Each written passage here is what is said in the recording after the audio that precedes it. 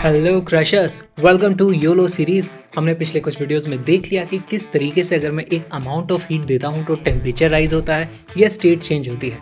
लेकिन ये हीट देते किस तरीके से, उसके कुछ मेथड्स होते हैं। मैकेनिकल एनर्जी को भी हम कन्वर्ट कर सकते हैं, इलेक्ट्रिकल एनर्जी को भी हम कन्वर्ट कर सकते हैं। ये सारी की सारी चीज़ें इस वीडियो में देखेंगे। मैं हूँ आपका दोस्त विक्रांत किरार और अब इस वीडियो को स्टार्ट करते हैं।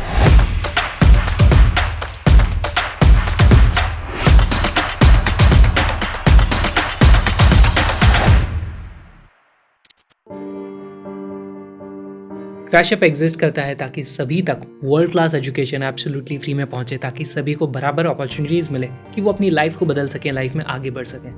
अगर आपको भी लगता है कि ये अभी इंडिया को इसकी ज़रूरत है तो प्लीज़ क्रैशअप को सपोर्ट करो, प्लीज़ फ्री एजुकेशन को सपोर्ट करो। उसके लिए आप इस QR कोड को स्कैन कर सकते हो या फिर डिस्क्रिप्शन में कुछ लिंक्स है, आप उनको भी चेकआउट कर सकते हो। Please support Crashup, please support free education for all.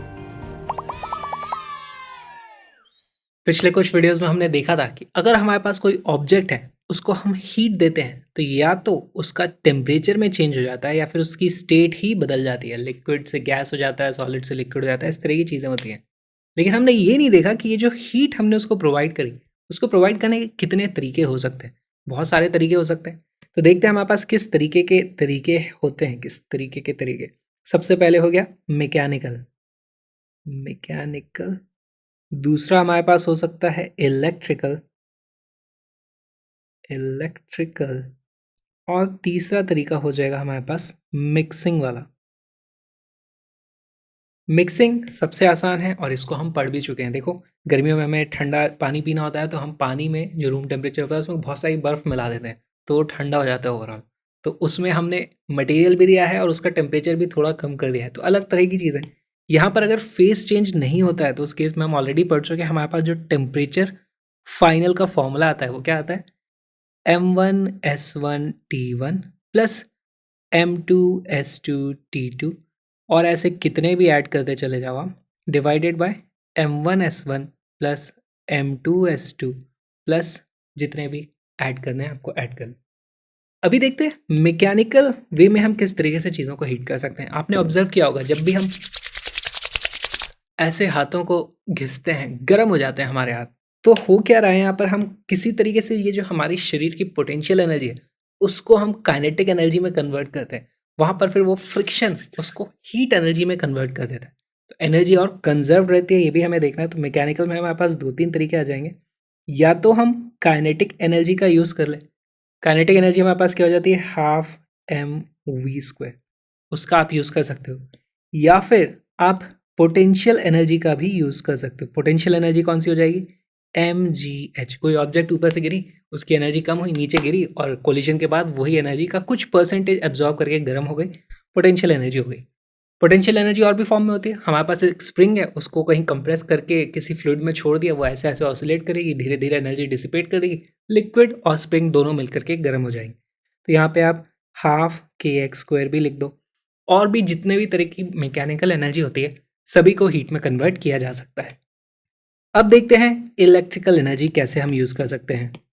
Electrical energy में यूजुअली हमारे पास एक पावर होती है, पावर, और पावर इनटू डेल्टा टी, कौन सा, टाइम वाला। पावर इनटू टाइम वो हो जाती है हमारी हीट। तो इससे हम कुछ प्रॉब्लम्स को सॉल्व करेंगे। यहाँ पे बहुत तरह की प्रॉब्लम्स बन सकती हैं। इसको हम क्या बोलते हैं, गीज़र। गीज़र में हम इस तरीके से देखते हैं, डिटेल हम बाद में देखेंगे। तो ये 3 तरीके हैं mainly, mechanical, electrical and mixing. कुछ क्वेश्चन सॉल्व करना शुरू करते हैं।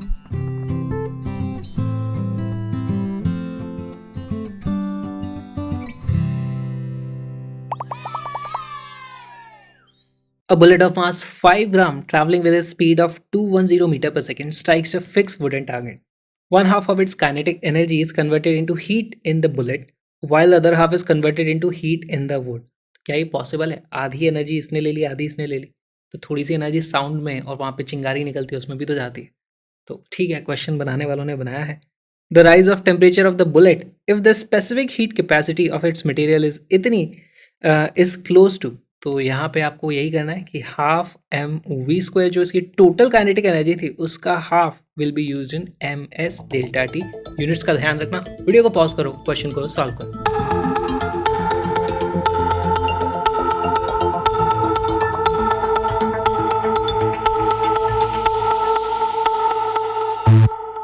इस क्वेश्चन का करेक्ट आंसर है ऑप्शन नंबर ए। देखते हैं किस तरीके से। तो हमारे पास आ जाएगा half of kinetic energy. Kinetic energy में खुद फॉर्मूले में होता है हाफ, तो half into half M U square will be equal to M S delta T. अब आपको लगेगा यहाँ मास से मास कट जाएगा, इस तरीके से वैल्यूज रखना शुरू करते हैं। तो यहाँ पर हमारे पास हो जाएगा यू स्क्वायर, यू की वैल्यू कितनी है 210 मीटर पर second, 210 multiplied by 210 divided by नीचे 4 आ जाएगा।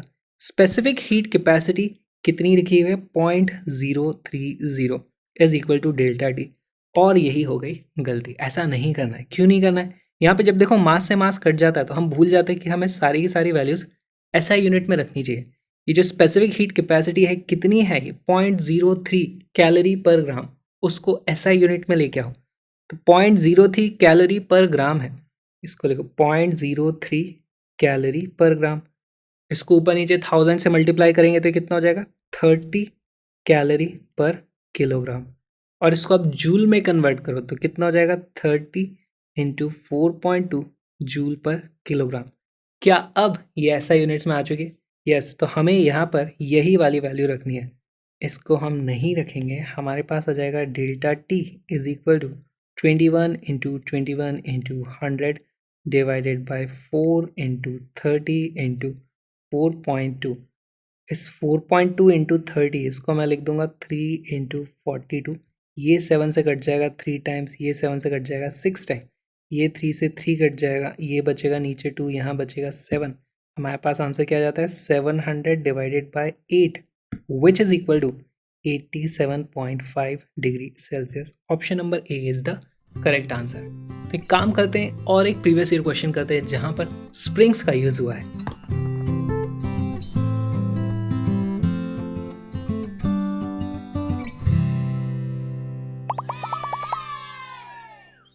A massless spring of spring constant K is equal to 800 Newton per meter attached with a mass of 500 gram is completely immersed in 1 kilogram of water. The spring is stretched by 2 centimeter and released so that it starts vibrating. What would be the order of magnitude of the change in temperature of the water when the vibration stops completely? Assume that the water container as spring receive negligible heat. Specific heat of mass is इतने joule पर kg Kelvin. Specific heat of water हमें दी हुई है और हमें यहाँ पर order approximate calculations करनी है, सिर्फ ऑर्डर बताना है। तो देखो उसमें पूछा क्या जा रहा है हमसे, इस तरीके से आप समझो। यहाँ पर एक कंटेनर है, उसमें इस तरीके से स्प्रिंग रखी है, यहाँ पर एक ब्लॉक है और यहाँ पर हमने उसको कुछ स्ट्रेच करके इस तरीके से छोड़ दिया। तो हमने उसको कुछ पोटेंशियल एनर्जी दी, फिर वो काइनेटिक एनर्जी में कन्वर्ट हो गई और वही धीरे धीरे डिसिपेट होती जाएगी, हीट में कन्वर्ट हो जाएगी और वो ब्लॉक फाइनली रुक जाएगा। तो वो जो एनर्जी थी हमारी हाफ के एक्स स्क्वायर, वही एनर्जी का यूज़ हो जाएगा किसमें, एम एस डेल्टा टी। लेकिन दो मास है हमारे पास, है ना, एक वाटर का यूज़ करना है, एक ब्लॉक का यूज़ करना है। कंटेनर और स्प्रिंग को इग्नोर कर देना। तो वीडियो को पॉज करो, क्वेश्चन को सॉल्व करो।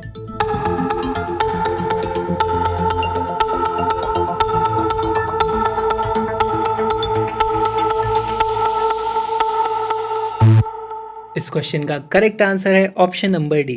कैसे आया, यहाँ पर सॉल्व करेंगे। हाफ के X square is equal to Q is equal to m1s1 delta T plus m2s2 delta T. ध्यान देने की बात यह है कि दोनों को थर्मल इक्विलिब्रियम में रहना है, तो डेल्टा टी दोनों के लिए बराबर हो जाएगा। तो डेल्टा टी को हम बाहर निकाल देते हैं। m1s1 मास ऑफ वाटर कितना है, पहली बात तो 1 किलोग्राम।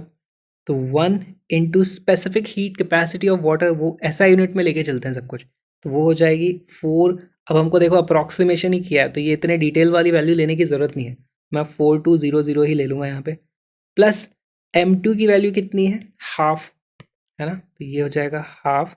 s2 की वैल्यू कितनी है, स्पेसिफिक हीट कैपेसिटी उसकी है 400 और ये हमारे पास हो जाएगा इस तरफ आएगा हाफ। k की वैल्यू कितनी है 800, x की वैल्यू कितनी है 2, लेकिन 2 नहीं लेंगे, ऐसा यूनिट में लेके आओ 0.02 का स्क्वायर। यहाँ से हमें पता चलता है 400 into 4 into 10⁻⁻4 is equal to delta T multiplied by 4200 plus 200। तो इफेक्टिवली आप देखोगे उस ब्लॉक का छोटे से का अगर मैं इग्नोर भी कर देता तो हमारे आंसर में ज़्यादा फर्क नहीं पड़ेगा। पानी की स्पेसिफिक हीट कैपेसिटी इतनी ज़्यादा होती है, पर हम अभी इग्नोर नहीं करेंगे। यहाँ से हमारे पास वैल्यू आती है delta T is equal to 4 into 10⁻², divided by 4400। यहाँ पर ये कट जाएगा, इस तरीके से हो जाएगा 1100, और इसकी अप्रॉक्सीमेट वैल्यू आ जाएगी 4 डिवाइडेड बाय 1.1 इंटू 10⁻5 आ जा रहा है ना, which is approximately 3.5 something into 10⁻5 आएगा। ऑर्डर हमसे पूछा है ना, तो 10⁻5, option number D is the correct answer. और एक क्वेश्चन सॉल्व करते हैं।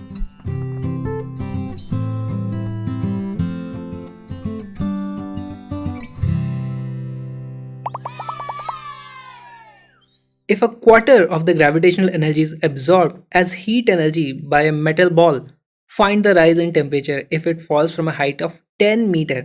स्पेसिफिक हीट इतनी है, तो यहाँ से हमारे पास 10 मीटर की हाइट से वो गिर रहा है 10 मीटर, और उसका 1/4, अ क्वार्टर मतलब 1/4 will be use to increase its temperature. तो बहुत ही अच्छे यहाँ पर ऑप्शन है, गलती मत करना, वीडियो को पॉज करो, क्वेश्चन को सॉल्व करो।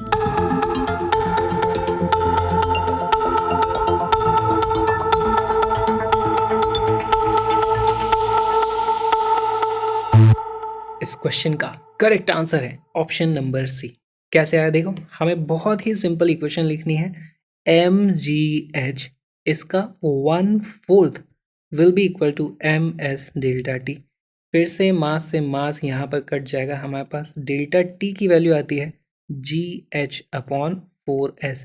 वैल्यूज रखेंगे, g की वैल्यू है 10, h की वैल्यू है 10 divided by 4। Specific heat capacity कितनी है 1, और इससे हमारा आंसर आता है 25 डिग्री सेल्सियस, जो कि है गलत। क्यों गलत है? क्योंकि specific heat capacity SI unit में लेनी थी।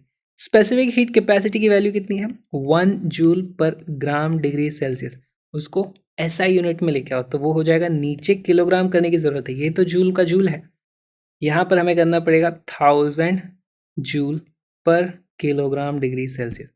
अब हमारे पास डेल्टा टी की वैल्यू आ जाएगी gh/4s, यानी कि 10 इंटू 10 डिवाइडेड बाई 4 इंटू 1000, और न्यूमेरिक वैल्यू वही होगी 0.025 डिग्री सेल्सियस आ जाएगा, जो कि ऑप्शन नंबर सी है। एक और क्वेश्चन देखते हैं।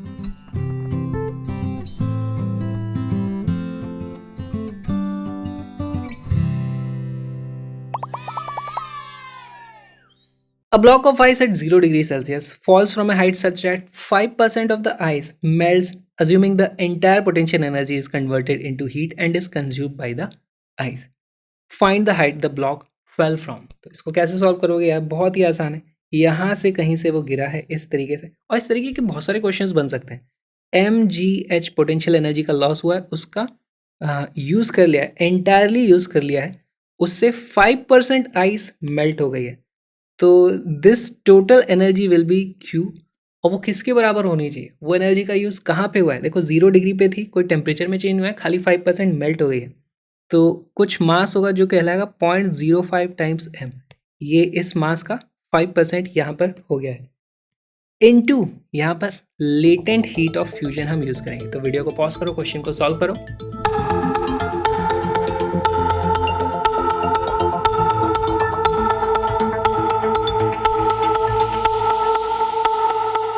क्वेश्चन का आंसर आ जाता है अप्रॉक्सीमेटली 1.68 किलोमीटर। कैसे आया देखो, वैल्यूज रखना शुरू करते हैं। m की वैल्यू यहाँ पर देखो फिर से कट गई है इस तरीके से, g की वैल्यू है 10, h की वैल्यू हमें पता करनी है, is equal to 0.05। Latent heat of fusion value तो दी नहीं है हमारे लिए, वैल्यू हमें पता है वो होती है 80 calorie per gram degree, 80 calorie per ग्राम। तो 80 कैलोरी पर ग्राम हमें किलोग्राम में लाना पड़ेगा ऐसा यूनिट में, तो 80 इंटू 1000 कैलोरी पर किलोग्राम। अभी भी एक कैलोरी है तो 4.2 जूल पर किलोग्राम। अब हमारी सही यूनिट आ गई है। यहाँ से हाइट की वैल्यू कितनी आ जाती है देखो, एक 10 से मैं अगर ये एक ज़ीरो काट भी दूँ तो यहाँ पर ये सारे मिल करके हो जाते हैं हमारे 50 इंटू 8 इंटू 4.2। इसको आप लिख दोगे 100 इंटू 4 इंटू 4.2, या फिर आप लिख दोगे 16.8 आता, और मल्टीप्लाई कर दोगे उसको 100 से तो ये आ जाएगा 1680 मीटर, या फिर 1.68 किलोमीटर, ये हमारा आंसर है।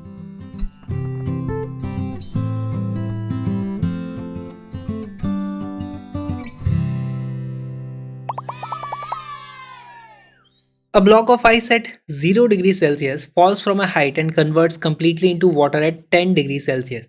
Find the height। तो इसमें हो क्या रहा है, हमारे पास यहाँ पर कुछ बर्फ थी, वो नीचे गिरती है और यहाँ पर वो पानी बन जाती है। तो ये जो Q कितना हो जाएगा, Q is equal to mgh, उसकी वैल्यू हो जाने वाली है mass into latent heat of fusion plus mass into specific heat capacity into delta T. Delta T कहाँ से, 0 डिग्री पे होगा यहाँ पे पानी और उसके बाद वो बढ़ के 10 डिग्री सेल्सियस पे भी हो गया है। तो वीडियो को पॉज करो, क्वेश्चन को सॉल्व करो।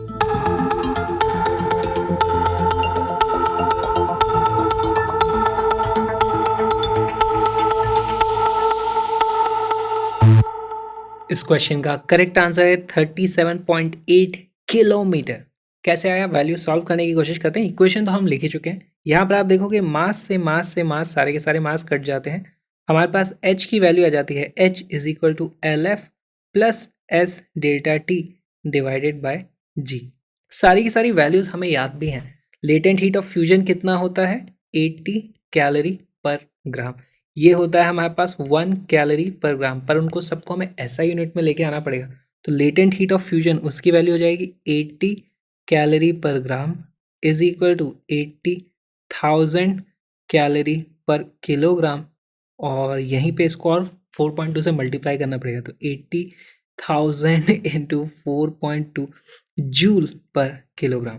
सिमिलरली एस को भी आप कन्वर्ट कर सकते हो, ऐसा होता है 1 calorie per gram which is equal to 4200 joule per kilogram degree Celsius.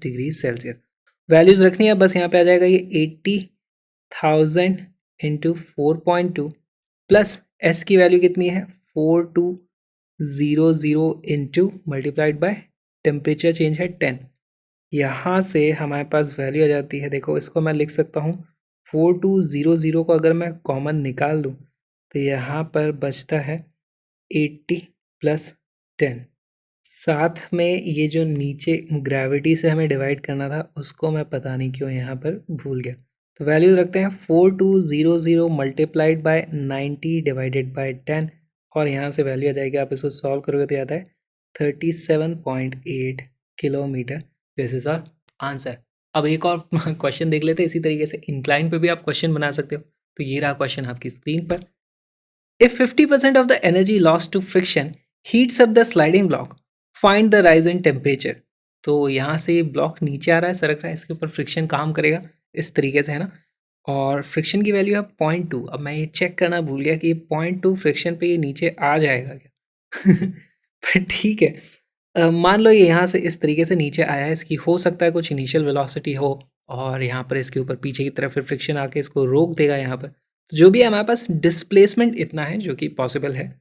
Displacement हो गया, फ्रिक्शन का फोर्स इस तरफ लग रहा होगा, कितना लग रहा होगा, यहाँ पर नॉर्मल रिएक्शन होगा n is equal to M G cos theta. Friction का फोर्स जो लग रहा होगा वो जाएगा mu M G cos theta. Friction उल्टे डायरेक्शन में लग रहा है, इस तरफ वो हो रहा है हमारे पास डिस्प्लेसमेंट। तो जो एनर्जी का लॉस हो जाएगा उसके लिए हम F इंटू डी कर देंगे। क्या करेंगे, F into D is equal to M S delta T. Video को पॉज करो, क्वेश्चन को सॉल्व करो।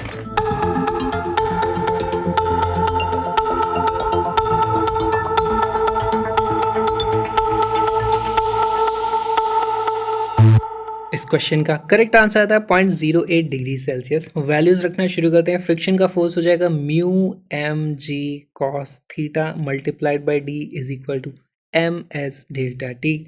मास से मास की वैल्यू कट जाएगी, हमारे पास म्यू की वैल्यू 0.2, ग्रेविटी की वैल्यू है 10, कॉस थीटा, अरे भाई कॉस थीटा की वैल्यू कितनी है 37 का है, तो हो जाता है 4/5। डी की वैल्यू है 10 metre is equal to specific heat capacity दी हुई है 0.2 जूल पर ग्राम। तो इसको ऐसा यूनिट में लाना पड़ेगा।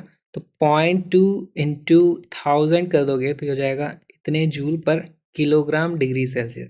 तो वो वैल्यू आ जाती है हमारे पास 200 डेल्टा टी।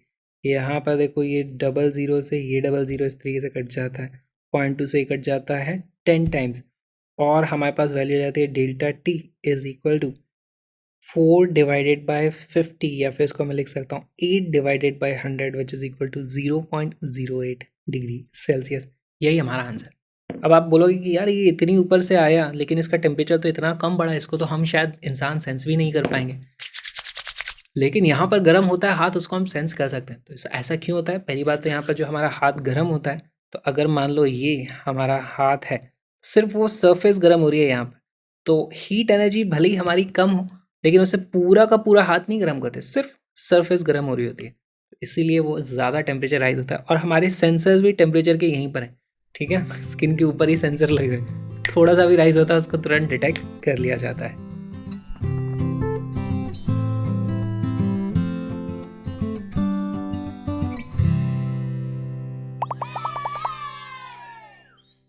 गीज़र, हम सभी के घर में एक गीज़र होता है इस तरीके से, जहाँ पर पानी इस तरीके से आता है, ठंडा पानी आता है और गर्म पानी निकलता है। और इसमें साथ में एक और चीज़ कि यहाँ पर कुछ इलेक्ट्रिसिटी हमें देनी होती है, और इलेक्ट्रिसिटी की जब हम बात करते हैं तो इसकी कुछ पावर होती है, जैसे कि 2 किलोवाट का गीज़र है, 1 किलोवाट का गीज़र है, उसकी कुछ पावर रीडिंग होती है। अब यहाँ पर हमें एक समझने की ज़रूरत है कि यहाँ पर हम 2 चीज़ें ऑब्ज़र्व करते हैं। पहली चीज़ क्या ऑब्ज़र्व करते हैं कि मान लो मैंने गीज़र को चालू रखा हुआ है और नल को मैक्सिमम जितना खोल सकता था उतना खोल दिया, तो मास फ्लो रेट बढ़ जाती है, ज़्यादा पानी नीचे आता है। लेकिन ज़्यादा पानी अगर नीचे आएगा तो उसका टेम्परेचर में उतना राइज़ नहीं हो पाता है। तो हम क्या देखते हैं यहाँ पर कि हमारे पास जो डेल्टा टी है, delta T is change in temperature is proportional to 1 upon flow rate, है ना? अगर नल आप कम खोलोगे, धीरे-धीरे पानी आएगा तो ज़्यादा गर्म होके आता है। दूसरी चीज़ हम क्या ऑब्ज़र्व करते हैं कि जितनी ज़्यादा पावर कैपेसिटी का हमारे पास गीज़र होगा, उतना ही ज़्यादा टेम्परेचर राइज़ होगा। तो हम ये भी देख लेंगे delta T is proportional to power. अब देखते हैं कि ये इक्वेशन आई कैसे। तो हमारे पास हम Q is equal to MS delta T ये जानते हैं। यहाँ पर अब 2 केसेस हो सकते हैं। हमारे पास एक हो जाएगा जिसको हम बोलते हैं continuous heating.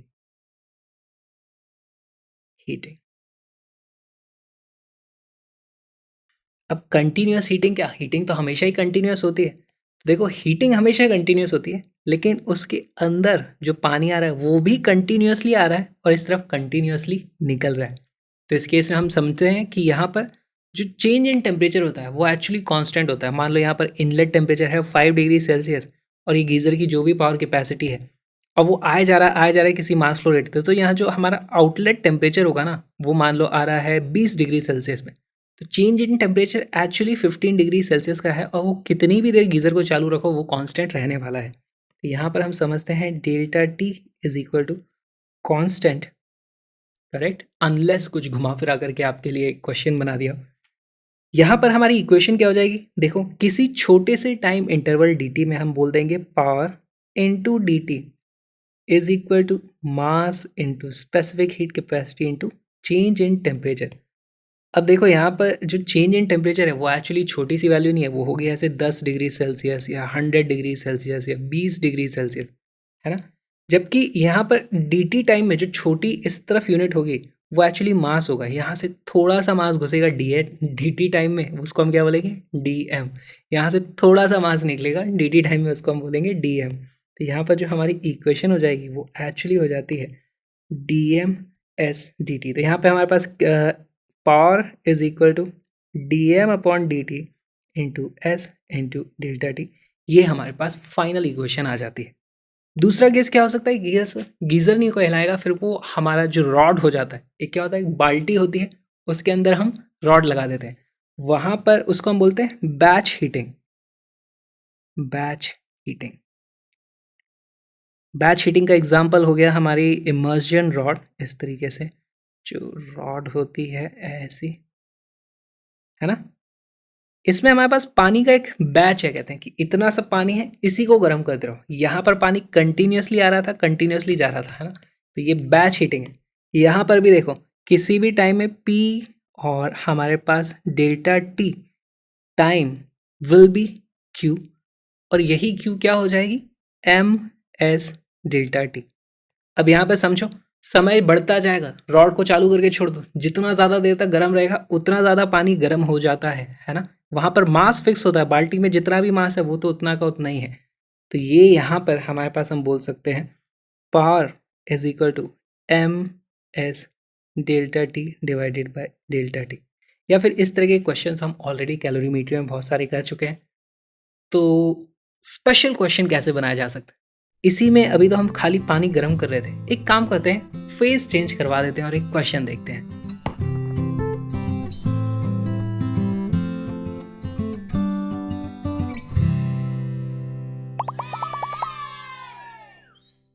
How much water at 50 degree Celsius can be evaporated by a 5 kilowatt heater per second. तो यहाँ पर हमारे पास एक इस तरीके से हीटर होगा और उसकी पावर है 5 किलोवाट, और यहाँ पर कुछ पानी है जो कि है 50 डिग्री सेल्सियस पे। तो इस तरीके का क्वेश्चन ये है नहीं, है ना। इसमें क्या होगा कि यहाँ पर पानी पूरा का पूरा पहले गर्म होगा और स्टार्टिंग में कोई भी इवेपोरेट इवोपरेट नहीं हो रहा होगा, फिर उसके बाद अचानक से पानी इवेपोरेट होने लग जाएगा। तो ये थोड़ा गलत टाइप का मैंने डायग्राम बनाया। इसका एक्चुअल डायग्राम कैसा होगा, हमारे पास यहाँ पर एक इस तरीके से पाइप है, यहाँ से अंदर घुसता है 50 डिग्री सेल्सियस पे वाटर, और दूसरी तरफ निकलती है हमारे पास स्टीम, और यहाँ पर इस तरीके से एक हीटिंग कॉइल इसमें लपेटी हुई है ना। और इसकी जो पावर है वो है 5 किलोवाट। तो आपको क्या अज्यूम करना है, या तो आप dt टाइम में मान लो, या 1 सेकेंड के लिए भी आप कैलकुलेशन कर सकते हो। यहाँ से इन 1 सेकेंड या फिर इन dt टाइम ही कर लो, जो भी आपको मर्जी लगे। dt टाइम, यहाँ से छोटा सा मास गया होगा जो होगा dm, वो पहले 50 डिग्री सेल्सियस से 100 डिग्री सेल्सियस गया, फिर उसके बाद लेटेंट हीट लेके वो स्टीम में भी बदल गया, जो कि है 100 डिग्री सेल्सियस पे, 100 डिग्री सेल्सियस। कैसे कैलकुलेशन होगी, वीडियो को पॉज करो, क्वेश्चन को सॉल्व करो।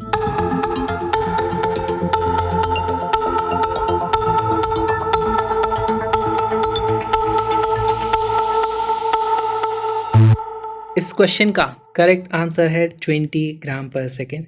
कैसे आया, सॉल्व कर लेते हैं। देखो, हमने इन dt टाइम, हमारे पास मान लो dm मास गेट्स इवेपोरेटेड, तो हमारे पास इक्वेशन क्या हो जाएगी, हमें जितनी एनर्जी मिली है वो कितनी है, पावर इनटू dt। ये एनर्जी कहाँ कहाँ यूज़ होगी, पहले भी इसका 50 डिग्री से टेम्परेचर बढ़ाएंगे तो हम लिख देंगे dm into specific heat capacity into delta T, plus इसी छोटे से मास को हमें फिर इवेपोरेट भी कर देना है, तो लेटेंट हीट ऑफ यहाँ पर इवेपोरेशन, वेपराइजेशन हम यहाँ पर यूज़ करेंगे। वैल्यूज़ रखने की कोशिश करते हैं सारी की सारी। देखो, हमें कुछ वैल्यूज़ ये जो याद हैं, LV और S, ये कैलोरी में याद है, सबको ऐसा यूनिट में लेके आएंगे। तो पावर की वैल्यू है 5000 into dt is equal to dm, हमने कॉमन निकाल लिया। Specific heat capacity of water in SI unit 4200 joule per kilogram degree Celsius. Delta T कहाँ से ले जाना है, 50 डिग्री सेल्सियस से 100 तक लेके जाना पड़ेगा, तो ये वैल्यू आ जाएगी मल्टीप्लाइड बाई 50 प्लस dm तो बाहर निकल गया है कॉमन। LV हमारे पास कितनी होती है, 540 कैलोरीज पर ग्राम होता है, तो 540 कैलोरी को मैं कर दूंगा तो वो जूल में 4.2 पर ग्राम था, तो उसको किलोग्राम बनाने के लिए और मेरे को इस तरीके से मल्टीप्लाई करना पड़ेगा। यहाँ पर आप वैल्यू क्या देखते हो, ये आ जाता है हमारे पास 50 dt, है ना। सारे के सारे डबल ज़ीरो से डबल ज़ीरो और ये डबल ज़ीरो मैंने इस तरीके से काट दिए। 50 dt is equal to dm, अंदर हमारे पास बचा है 42 इंटू 50, प्लस दूसरी तरफ हमारे पास बचता है 42 इंटू 540, फिर 42 को कॉमन निकाल दो तो हमारे पास आ जाएगा dm upon dt is equal to 50 divided by 42 multiplied by 540 plus 50, ये हो जाता है 590। अब इसको हमें सॉल्व कर लेना है, तो ये अप्रॉक्सीमेटली ये जो आंसर आएगा, पहली बात तो किलोग्राम में आएगा क्योंकि हमने सारी कैलकुलेशंस ऐसा यूनिट में ली थी, और इसको अप्रॉक्सीमेटली मैं लिख सकता हूँ क्या, 50 इंटू 1000। अब मैंने इसको ग्राम में कन्वर्ट कर दिया है। नीचे देखो यार है 42 इंटू ऑलमोस्ट 600, इसको मैं मान लूँ, और ये वैल्यू कितनी आ जाती है, 4 इंटू 600 कितना होता है, 4 इंटू 600 हो जाएगा 2400, लेकिन ये 42 है तो मैं इसको 2500 के आसपास मान लेता हूँ अप्रॉक्सीमेटली। यहाँ पर वैल्यू हमारी कट के आ जाती है, ये आ जाता है 20 ग्राम पर सेकेंड। बहुत ही अच्छा था। अब एक और चीज़ देखो, जब भी हमारे पास इलेक्ट्रिकल अप्लायंसेस होते हैं उनकी कुछ एफिशिएंसी होती है। एफिशिएंसी क्या होती है, यहाँ पर 5 किलोवाट की इसकी रेटिंग है। 5 किलोवाट तो ये कंज्यूम कर रहा है, हो सकता है थोड़ी सी हीट ये आसपास के इन्वायरमेंट में इस तरीके से भेज दे। तो हमें एफिशिएंसी को अगर कंसिडर करना है, इस तरीके के भी बहुत सारे क्वेश्चंस बनाए जा सकते हैं। एक क्वेश्चन इस तरीके का भी देख लेते हैं।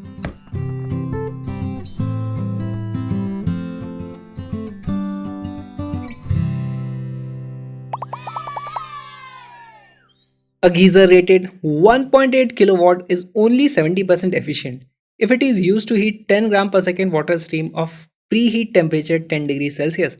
Find the temperature of water at the geyser outlet. तो यहाँ पे डायग्राम बनाते हैं अच्छा सा। हमारे पास 1.8 किलोवाट कैपेसिटी है, एफिशिएंसी दी हुई है 0.7। हमारे पास जो इनलेट टेम्परेचर है, प्री हीट टेम्परेचर, हीटिंग से पहले का टेम्परेचर है वो है 10 डिग्री सेल्सियस और मास फ्लो रेट है 10 ग्राम पर सेकेंड।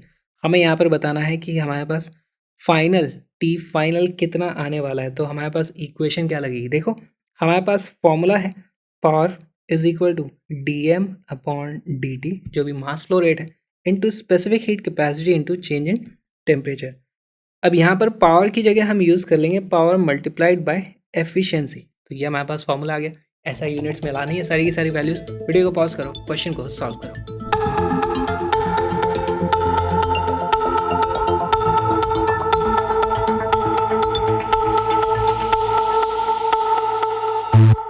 इस क्वेश्चन का करेक्ट आंसर है ऑप्शन नंबर सी। देखो वैल्यूज रखना शुरू करते हैं। एफिशिएंसी है 0.7, पावर है 1.8 किलोवाट, उसको मैं 1800 वाट बोल दूंगा, is equal to mass flow rate कितनी है, हमें दी हुई है 10 ग्राम पर सेकेंड। ये ऐसा यूनिट नहीं है तो इसको मैं लिखूंगा 0.01 किलोग्राम पर second multiplied by specific heat capacity कितनी है 4200 joule per kilogram degree Celsius and delta T हमें पता करना है। तो यहाँ से डेल्टा टी पता चल जाएगा। देखो ये इस तरीके से कट जाता है, हमारे पास आता है 180 into 7 divided by 42 is equal to delta T. यहाँ पर इस तरीके से 6 आ जाएगा, ये कट जाएगा 30, delta T is equal to 30 degree Celsius. T in was हमारा 10 डिग्री सेल्सियस, तो T out is equal to 30 plus 10 which is equal to 40 degree Celsius. बहुत ही आसान हमारे पास क्वेश्चन का आंसर आ गया which is option number C.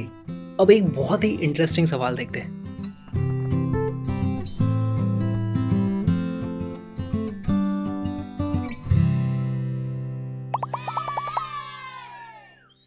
A 50 gram ice cube at 0 degrees Celsius melts at 2.5 gram per second in presence of a heat source.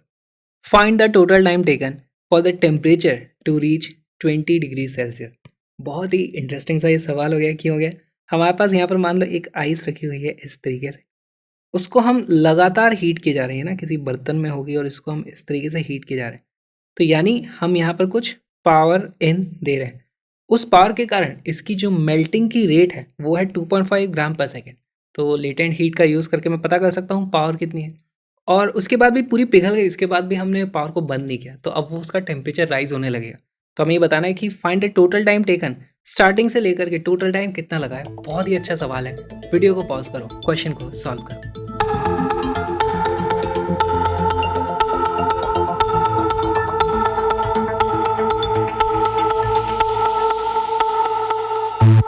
इस question का correct answer है 25 सेकेंड। कैसे आया देखते हैं। इस बार आप देखोगे कि हमें ऐसा यूनिट में जाने की ज़रूरत नहीं पड़ेगी, या पड़ेगी, चेक कर लेते। देखो हमारे पास जो पावर है उस पावर के कारण हमारी 2.5 ग्राम पर सेकेंड आइस मेल्ट हो जा रही है ना। तो एक सेकेंड में इन 1 सेकेंड पावर इनटू 1, ये हो जाएगी हमारी heat which is equal to mass कितना पिघल गया 2.5 ग्राम, और हमारे पास लेटेंट हीट कितनी होती है 80 कैलोरी पर ग्राम। तो पावर की वैल्यू कितनी आ जाती है यहाँ से 80 इंटू 2.5 करोगे तो 8 इंटू 25 यानी कि 200 कैलोरी पर सेकेंड, इतनी हमारी पावर है। ऑलराइट, इस पावर का यूज़ करना है और इस पावर का यूज़ करके मुझे ice 50 gram ice eight 0 degree Celsius को 20 डिग्री सेल्सियस पे ले जाना है। बहुत ही आसान है। तो हम करेंगे power into time is equal to Q is equal to M into latent heat of fusion plus M into specific heat into delta T। सारी की सारी वैल्यू रखते हैं। पावर की वैल्यू है 200 calorie per second into time is equal to mass, यहाँ पर मैं कॉमन ले लूँगा। लेटेंट हीट ऑफ फ्यूजन कितनी है 80 कैलोरी पर ग्राम। स्पेसिफिक हीट कैपेसिटी कितनी है 1 calorie per gram degree Celsius. और डेल्टा टी कितना पहुंचाना है मुझे 0 डिग्री से 20 डिग्री तक, तो यहाँ पे आ जाएगा 20। यहाँ पर आप देखोगे सारे के सारे हमने कैलोरी कैलोरी कैलोरी लिए हुए हैं, और जो हमारे पास मास की वैल्यू आने वाली है, मास हमने रखा नहीं है, मास भी हम 50 ग्राम अगर रख दें तो ग्राम ग्राम भी कैंसिल हो जाएंगे, हमें ऐसा यूनिट में कन्वर्जन की ज़रूरत नहीं पड़ेगी। तो ये हो जाता है 200T is equal to 50 into 80 plus 20। T की वैल्यू आ जाती है 50 into 100 divided by 200 which is equal to, यहाँ से कट के जाएगा 25 सेकेंड। और यही हमारा आंसर है। अब एक लास्ट क्वेश्चन और देख लेते हैं।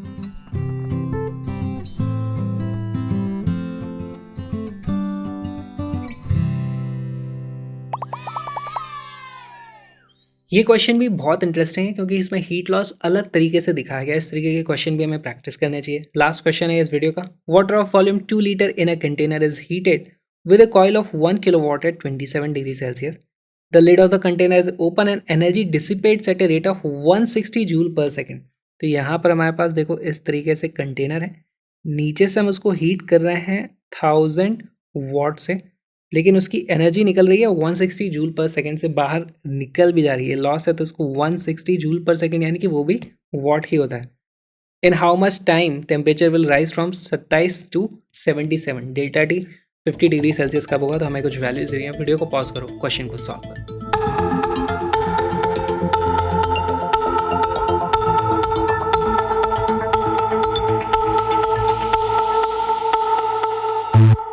इस क्वेश्चन का करेक्ट आंसर आ जाता है 500 सेकेंड, और बहुत ही आसान है। इसमें देखो समझना क्या था, इसमें समझना ये था कि हमारे पास जो पानी यहाँ पे भरा हुआ है उसके लिए इफेक्टिव पावर हो जाएगी 1000 माइनस 160। तो power is equal to 1000 minus 160 which is equal to कितना जाता है 840 जूल पर सेकेंड या फिर 840 वॉट। अब हमें टाइम पता करना है, तो जो एनर्जी उसको मिली है वो हो जाएगी P into time T. This energy will be equal to M S delta T. Power हमें आ गई है 840 जूल पर सेकेंड, सब ऐसा यूनिट में रखेंगे, multiplied by time is equal to mass कितना है 2 लीटर, 2 लीटर यानी कि 2 किलोग्राम। स्पेसिफिक हीट कैपेसिटी होती है 4200 जूल पर केजी डिग्री सेल्सियस, और टेम्परेचर है हमारा 50 डिग्री सेल्सियस का डेल्टा टी है। वैल्यूज़ क्या क्या कटने वाली हैं, हमारे पास 42 इंटू 2 84 हो जाता है। तो पहले तो एक जीरो से ये इसका जीरो काट दो, 42 को 2 इंटू 42 से काट दो, तो T is equal to 5 into 100 which is equal to 500 second. और अगर आपको और भी कैलकुलेशन करनी है तो इसका आंसर आ जाएगा 8 minute 20 second which is option number C.